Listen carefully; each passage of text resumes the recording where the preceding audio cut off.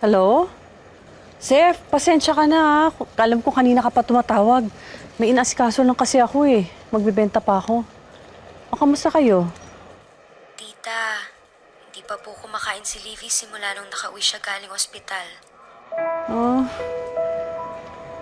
O sige, huwag ka mag-alala. Pagkatapos ko dito, dadaan ka agad ako dyan. Ha? Sige, ingat kayo.